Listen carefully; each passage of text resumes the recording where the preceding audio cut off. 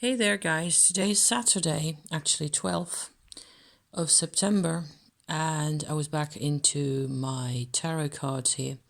This is the Kabbalistico tarot. It's a Spanish edition, actually completely in Spanish, based around the pictures of the Marseille by Grimaud, the Tarot de Marseille.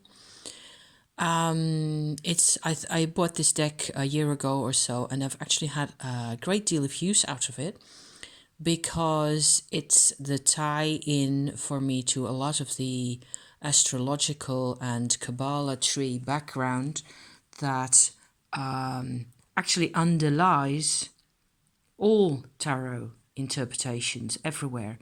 Also when they are a great deal more illustrated or imaged in ways that are, more romantic or more like story-like in a way. So I actually set this whole set, this is just the major arcana here, up for myself to have a look at the paths in between, in this part of the card here, this tree of life part. So that's what I'm trying to go and talk about here this morning. Because I was interested to, what happened is that I pulled a card this morning. Where did it go? It was the Judgment card. So what with all the things in my life at the moment, I felt like, okay, so I can see how this happens. It means, it illustrates for me new ideas that I'm having about the people that are my ancestors and how what their capabilities were and weren't. And I have to sort of reevaluate a couple of things, especially as to, with what kind of intensity I keep listening to my mother's voice in my brain, that kind of thing. So I kind of felt like this makes sense for me to pull this card today. This is my card of the day. However, I was looking at this bar here on the Tree of Life once more. I tend to work with the astrological elements in this set of deck, in this set of cards. I don't use the Hebrew letters as much because I'm not as familiar with them. It's a part of the whole thing, of course. So maybe I will actually be able to learn a bit more Hebrew from after having, made sense of this kind of thing. So what I've done here basically is I have set up the whole of the 22 according to whether, what position, what part of the Tree of Life diagram the card represents, more or less. So going in the middle here, you have 3 cards, one on top of the other, that are actually this middle line here. So as we were talking about this, my husband and I just now, we had a different approach where my husband tends to look at things from the bottom upwards. So in terms of evolution, right? And I would look at things from an involution perspective. So the spirit is manifesting itself downward into manifestation, kind of a thing. They're both true. None of them, not one of them is more true than the other. So having said that, there is a necessity for creation or manifestation or evolution for that matter to happen, to recognize that there is a set of 2 sides to this line of up and down. There's like, in order to create a 3-dimensional space even eventually, you have to start working with opposite forces. And that's actually what got to me at first, is that I was looking for the opposite card to this Judgment card over here. And I found, of course, the Moon, which has a similar line of path. Let me put them together here, like so, see? And then from there on out, I was sort of picturing this and trying to understand what this means. To me, what it becomes is like there is actually a parallel between these two in terms of what they mean. The Judgment card and the Moon card are related in some way. Let's just hang on to that. Let's just pin that thought for a second. Okay, so I'm putting them back where they came from, because what I then started doing together with husband is organize the whole series as they, as they appear in your major arcana, with more or less the exception of these three at the bottom here, which I picked out, of course, immediately, because they are the only ones that have horizontal bars. And going downwards, actually in this order, we get more and more of a deeper level of manifestation, where there would be a similar kind of a similarity, if you like, sorry for that, between the Empress, Strength, and the Tower. All that is interesting for me in terms of how things really work. It is like bridging. It's almost impossible at first, especially if you're down in the dumps down here somewhere, or being very emotional about things, what it is that is actually happening to you. I have a bit of candle wax on that one there. There's nothing really on that card. How difficult would it be to imagine what happens when you are bridging those things? So you might as well say that what starts off in your life as a tower moment actually is a test of your strength as a person, right? Your strength as this force field, maybe, between two parts of you, really, that actually manifests as strength.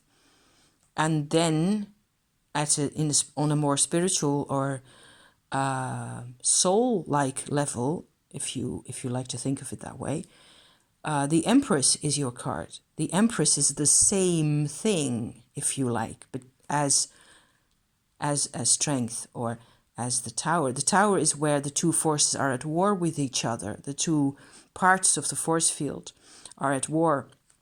Here they are in balance and or striving for dominance, maybe. I don't know, just guessing here. And at the top, the two forces are in balance, certainly, and in equilibrium, but also all you have here is potency. Hence, always the pregnancy, the pregnant woman representing the Empress. Potency and potentiality, what do you call that? Things being there in an unmanifested form. This is a start to manifestation, and this is when manifestation is driven down to a deeper level, I suppose. Isn't this interesting? I find this fascinating. It's actually going quite a bit better than I expected, what with not being completely awake yet. So I noticed another parallel here between the sun and the star. And for this, I also have to illustrate what I have picked up, and maybe I can find some more intel for you to put in the description for you to have a look at, about the two halves, what the meaning really is of these two sides to things. How I have looked at it most of the time in terms of, kind of a shortcut really, is that you could easily say this is the masculine side and this is the feminine side. That in terms of social patriarchal conventions, more or less that's what you get. It's worthwhile to check it more deeply, because I would tend to think that we are, all of us, in whatever body we traipse around on this planet at this point, we actually have quite a large helping of both of these sides to humanity inside us, as well as quite a helping of what's in the middle right there, where it is about becoming an individual in between those two force fields, right? So the force field, let me put it this way, between the two extremes of, on the one hand, being distinct, being different, distinguishing yourself, the first card of which is the Magician, right there, okay? And on the other, afterwards, after the Magician going down the tree, you have the Chariot, the Lovers, which is like a connection to the heart area immediately. You also get, and here's where you already get into trouble, as an individual, the Hanged Man, and then if you don't get into trouble, but you get from the middle area here to the heart area, you get justice. However, going from this side here, this apparently a really difficult kind of a path, that's where the devil lives, if you do and don't ever listen or connect anymore. It's like this downmost area here on the tree of life on either side is actually what the problem, where it tends to become problematic, where we are veiled, right? We don't know what we are anymore. We don't know what we are doing anymore.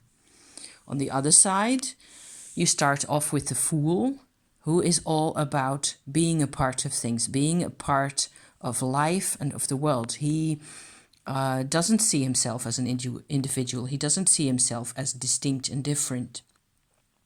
Next set of cards from that position on outwards are Priest, Emperor, where the Emperor actually parallels the Lovers, which I thought was really interesting.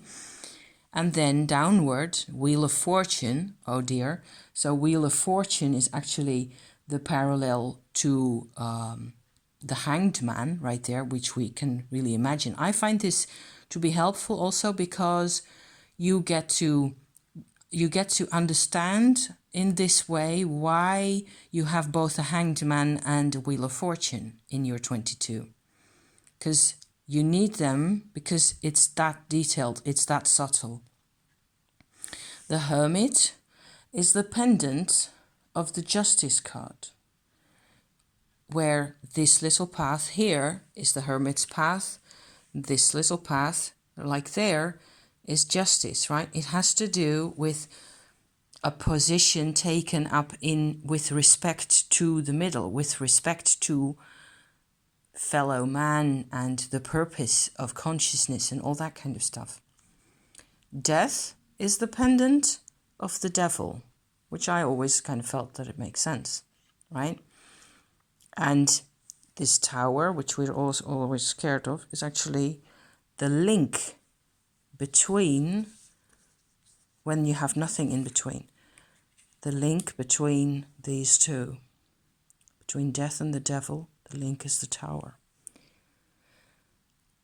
I hadn't spotted that, hence the screaming breaks that you are hearing in the silence here, because I think that's pretty nuts right there.